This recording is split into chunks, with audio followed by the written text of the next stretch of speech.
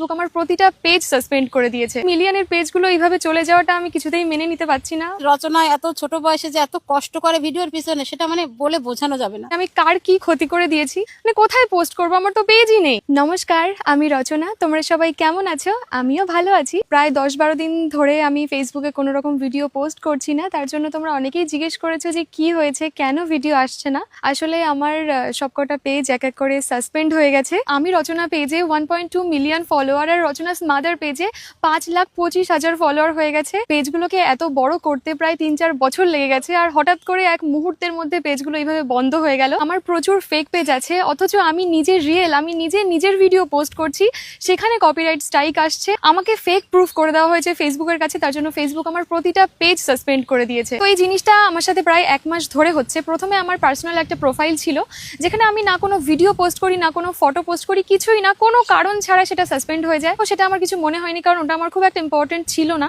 তারপর আমার বাবার পেজ রচনাস ফাদার, তারপর রচনাস মাদার সাসপেন্ড হয়, এবং তারপর আমারটা। আমি জানি না এই জিনিসগুলো কে বা কারা করছে, আমি কার কি ক্ষতি করে দিয়েছি। সোশ্যাল মিডিয়ায় থাকতে গেলে এই জিনিসগুলো তো হবেই, স্বাভাবিক। বাট এই যে মিলিয়নের পেজগুলো এইভাবে চলে যাওয়াটা আমি কিছুতেই মেনে নিতে পারছি না। মানে আমি প্রায় 10-12 দিন কোনো ভিডিওই করিনি, মানে কোথায় পোস্ট করবো, আমার তো পেজই নেই। ফেসবুকে আমি দেখেছি অনেকের সাথে এরকম হয়েছে, হঠাৎ করে পেজ সাসপেন্ড হয়ে যায়, পেজ ডিলিট হয়ে যায়, হ্যাক হয়ে যায়। তো আমি অনেক ক্রিয়েটারদেরকে মেসেজ করি, এবং তারপর আমি একটা দাদার নাম্বার পাই।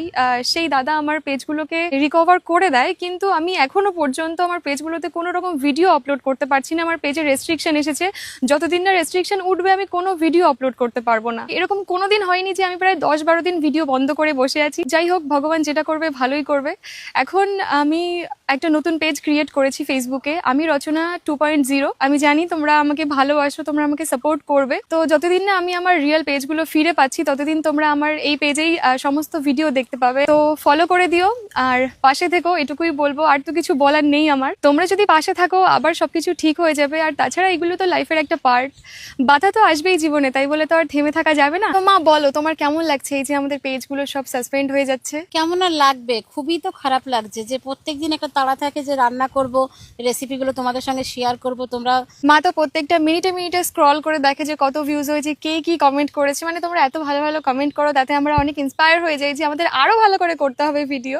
তো সেটা যখন হঠাৎ করে বন্ধ হয়ে যায়, তো রচনা এত ছোট বয়সে যে এত কষ্ট করে ভিডিওর পিছনে, সেটা মানে বলে বোঝানো যাবে না। আমি একটা ভিডিও ছাড়ার আগে অন্তত 10 বার ভাবি যে এই ভিডিওটা কিভাবে মানে ভালো করে রেডি করে তারপর মানে হঠাৎ করে এই যে করলাম আর ছেড়ে দিলাম, ওরকম ব্যাপার না। আমার মনে হলো যে এই ব্যাপারটা তোমাদেরকে জানানো দরকার। তোমরা এত মানুষ আমাদেরকে ফলো করে রেখেছো, হঠাৎ করে সেই পেজগুলো সাসপেন্ড হয়ে যাচ্ছে। পাশে থেকো, এটাই। আর ভালো থেকো, দেখা হচ্ছে নেক্সট ভিডিওতে। টাটা।